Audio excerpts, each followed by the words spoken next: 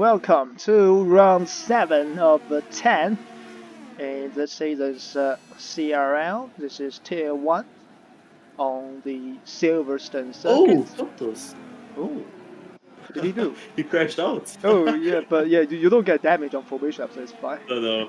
Okay, good. I So was yeah, shocked.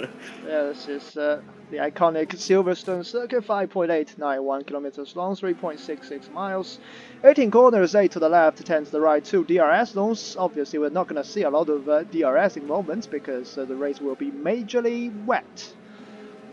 But Doggy Falcons, our championship leader, with 90 points under his name, is starting on pole today. Sammy Joe 05 is starting alongside him. The hard driver is currently 10th in the championship, and he only has 24 points. So if he has a good race today, this could jump him up the standings quite a bit.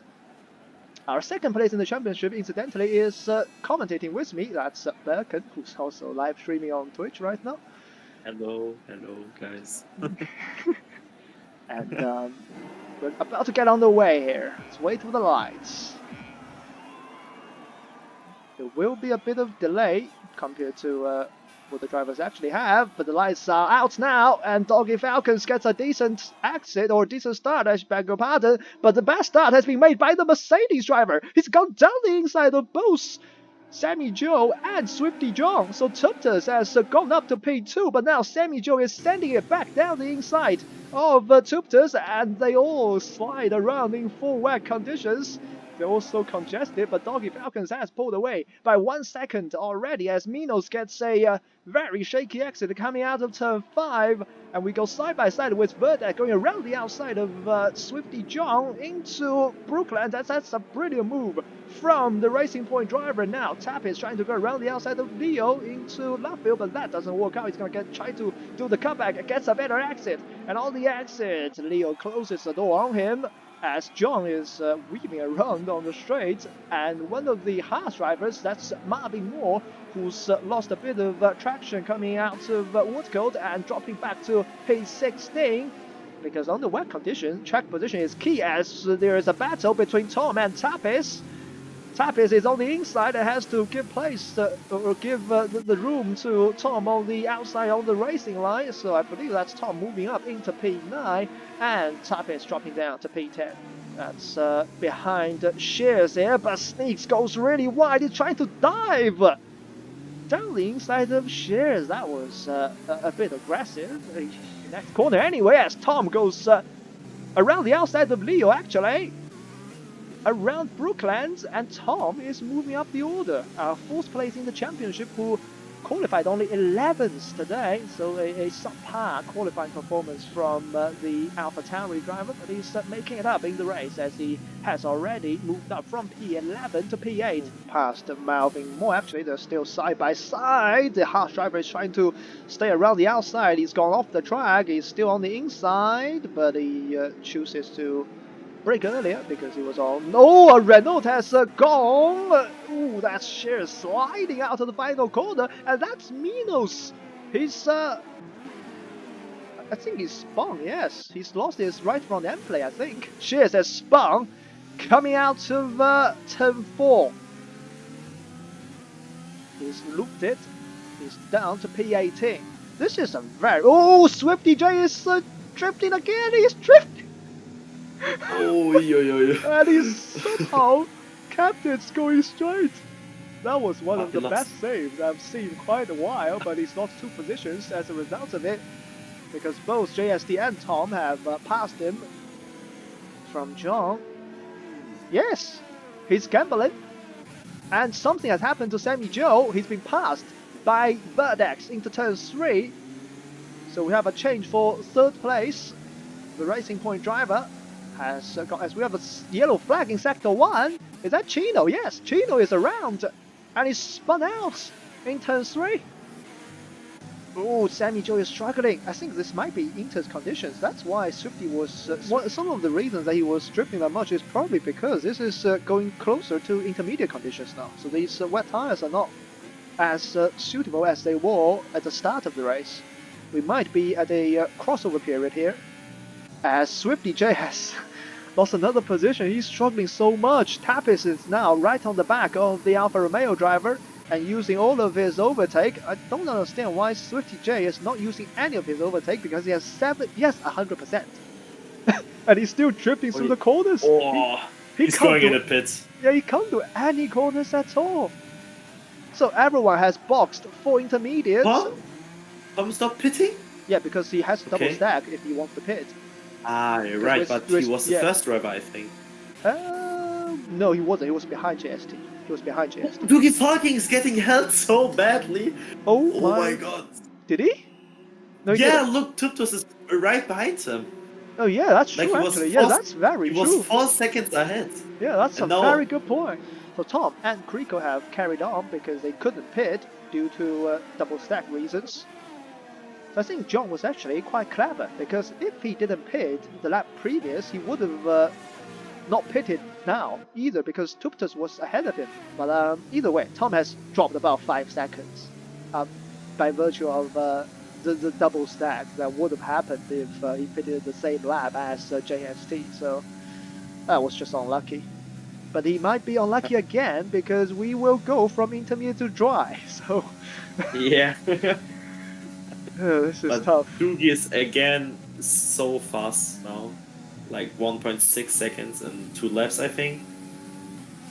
Yep, Doggy Falcons is pulling away again. He's got pace. John is close, the back of JST. Not close enough though. It looks like this is. Oh, Tom has passed Leo down the inside of Brooklands. Leo is trying to fight back around the outside of Lafayette, but I don't think he's got enough overlap. Maybe a switchback? And defending quite well, but John is gonna send one. Oh, that's a bit late, isn't it? Yeah. That was really late. As Tom also picks up a 3-second penalty for corner cutting.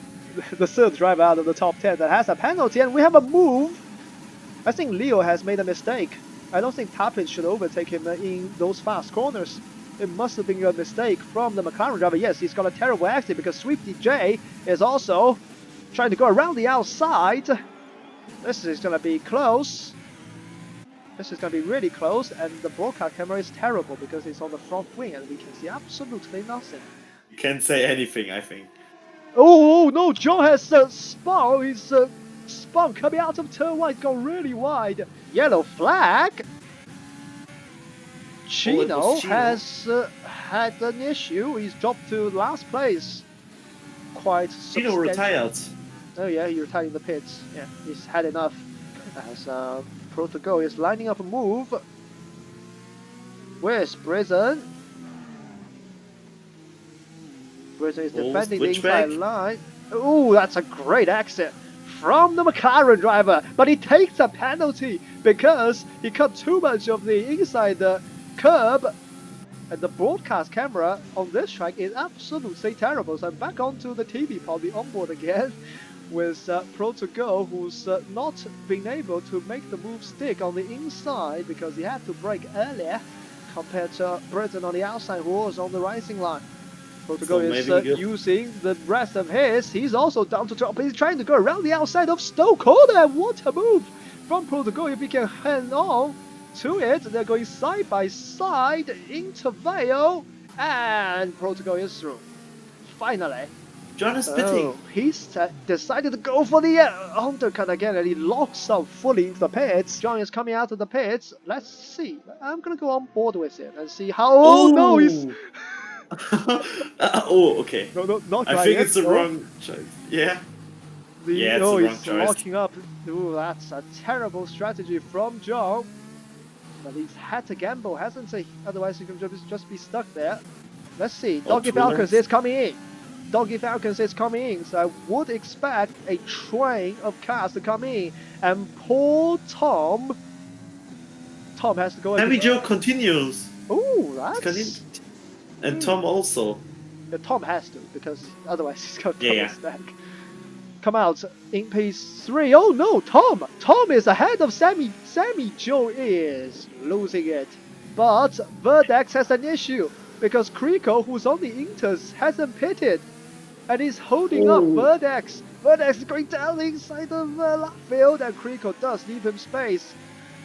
But this has meant that JST has got a great exit, but Verdex is also deploying all of his overtake. But this has relieved the pressure from the shoulders of Tuptus. 0.4 of a second before they come into the pits away. Ooh! Tom gets it 5 seconds. Ooh. And Oh, Verdex but goes wide, coming out of Chapo. This is JST going side by side with Verdex. He's trying to go around the outside of Verdex into Stowe. They both leave each other quite a lot of space. They're still going side by side into Vale. Who's going to be the later of the breakers? It is JST on the inside who takes P5, which would be effectively P3, I think, on track. And Sneaks has put on a set of intermediates. The Red Bull driver in 12th place has put on a brand new set of intermediate tires. oh, he put it the wrong tire. No way. But he was on intermediates and held up Verdex. Massive lead. Verdex dives down the inside of JST. Wee. That was very close between the AlphaTauri and the Racing Point. They almost made contact, but both of them kept it really clean. Tom is also right on the back of John. He's 5 tenths back. Oh, he's gone wide again.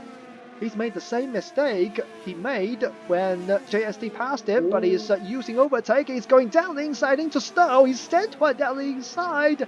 JST was really polite and left a lot of space on the inside, but he also went around the outside. Tom and John are going side by side into Vale. Actually, John has stayed ahead of Tom for now. Tom is also right on the back of John. John has gone really wide out of turn 3. That means he's going to have a terrible line for turn 4, and Tom gets a terrific exit. Is he going to be able to make the move into Brooklands? He's in the slipstream, he's using overtake. Verdex, meanwhile, has sent one down the inside of JST and taken P3 away on track. Tom has also done the same thing over John into P5. Spirit Top is getting P4 because of the penalties. He's on P8 now with... That's okay, that's crazy. Yep, he's the only one without any penalties from P4 to P9. So if he can keep it clean on the final lap, he has a great chance of elevating a lot of positions, as Doggy Falcons now is into the final stages of the race. Is JST going to send one back into Verdex? No, but John has done the inside of Tom as Doggy Falcons comes out of the final corner and takes his fourth victory of the season by setting the fastest lap of the race on the final lap. The Renault driver will take all 26 points away from the British race, and that is a masterpiece of a drive from Doggy Falcons. Top has got P4. That's really, really good. Yes, by keeping it clean, he's been rewarded by a whopping 4 places. That's crazy. Doggy Falcons taking the win. Tuptus, after making that electrifying start from P4 to P2, has also kept his P2 position.